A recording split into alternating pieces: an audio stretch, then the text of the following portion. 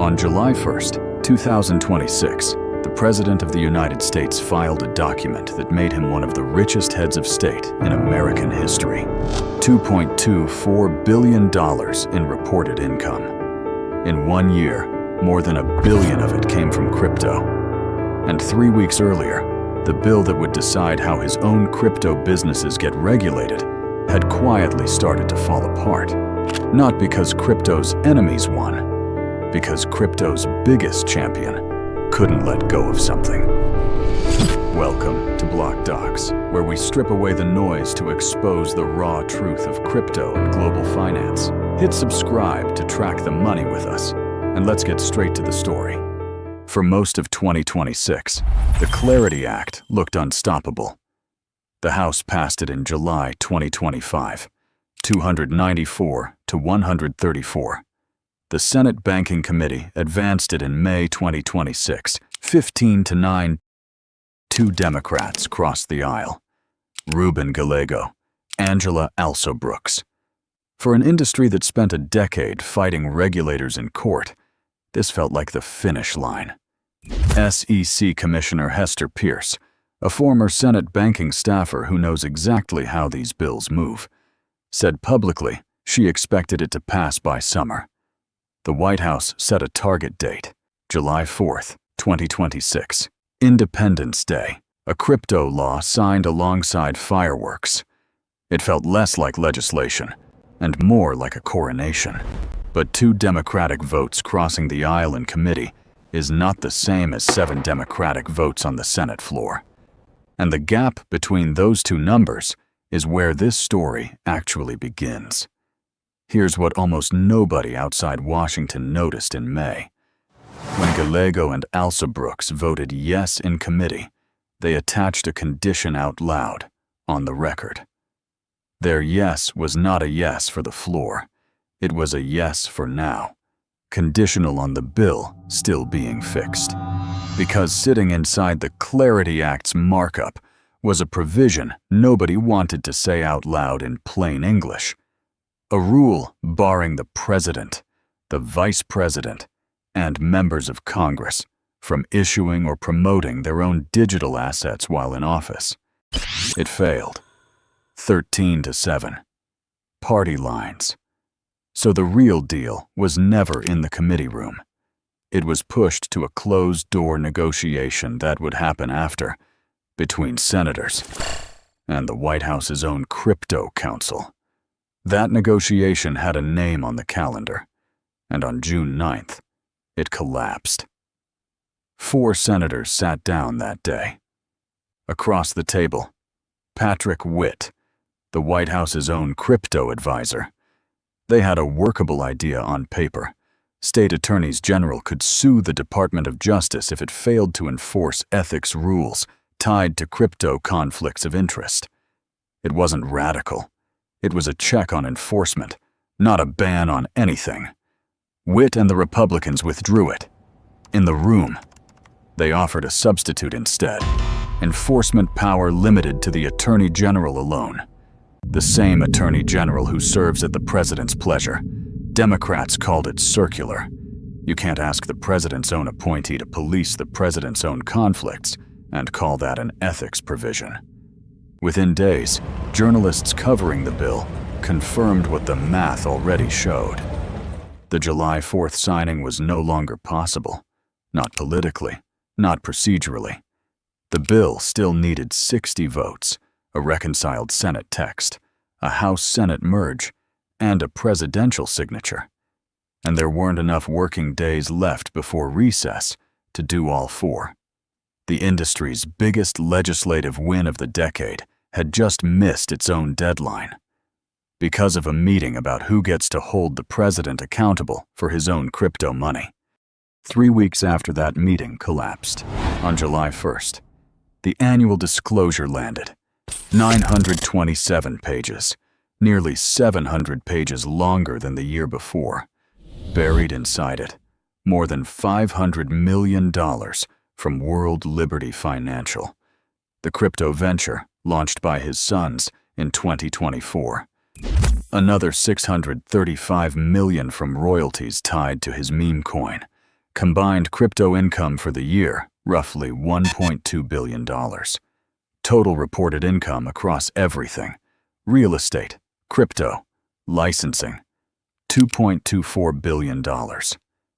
His net worth, according to Forbes, had nearly tripled since taking office, $2.3 billion to $6.5 billion. Crypto wasn't a side interest anymore. It had become the single largest driver of the president's personal wealth, while his administration was actively writing the rulebook that determines how that exact kind of asset gets regulated. The White House called it a blind trust, funds run by outside managers he claims he never speaks to.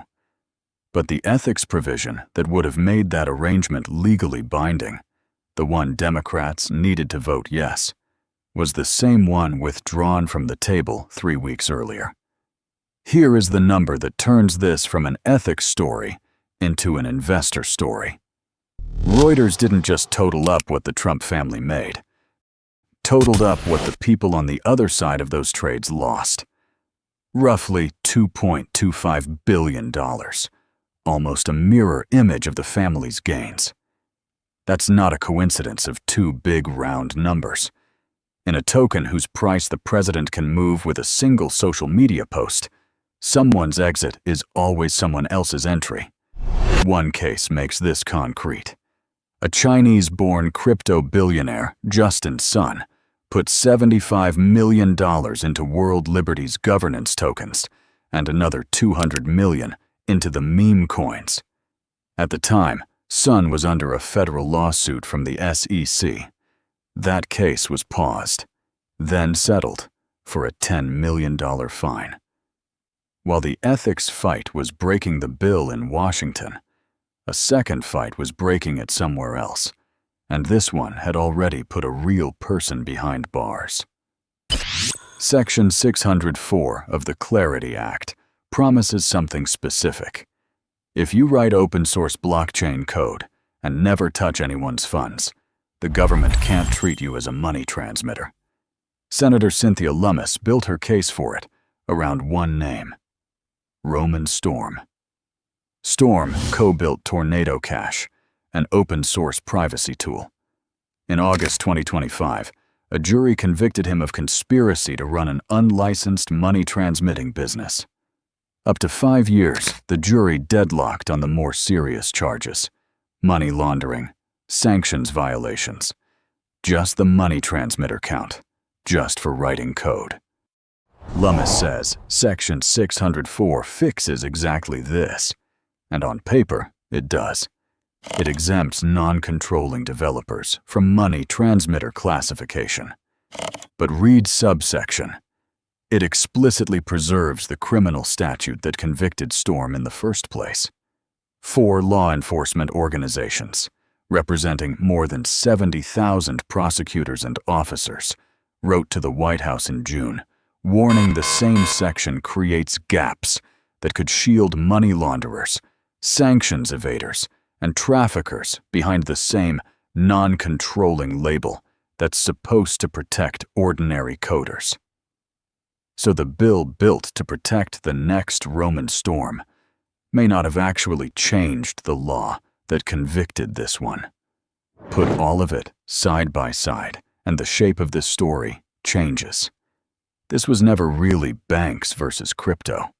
It's an industry that spent over $100 million in 2024 alone getting friendly lawmakers elected, now watching its own biggest political asset become its biggest political liability. The White House keeps offering to write that rule around itself instead of applying it to itself. And the president who publicly promised to make America the crypto capital of the world is, on paper, the single person with the most to gain, or lose, from how narrowly that rule gets written. This afternoon, I'm laying out my plan to ensure that the United States will be the crypto capital of the planet and the Bitcoin superpower of the world, and we'll get it done. If the bill dies here, it won't be because regulation beat innovation. It will be because the man asking Congress to set crypto free couldn't prove, on paper, that he'd set himself free from it first. For investors, you should know that it's not about tokens. When you're trying to price in regulatory risk, don't just track the bill number and the vote count. Track who personally profits if it passes exactly as written, and watch the specific clause they're fighting hardest to keep vague. The ethics provision isn't a footnote. It's the single line item that tells you whether regulatory clarity means clarity for the market or clarity for the people writing the rules. That's the layer most retail coverage skips. Headlines report the vote count. They rarely report the conflict of interest sitting underneath it, the one that actually explains why the vote count keeps stalling. If this story changed how you read the next Clarity Act headline, subscribe to BlockDocs. And tell me in the comments, do you think the Clarity Act still passes this year? Or does the ethics fight kill it before the midterms do?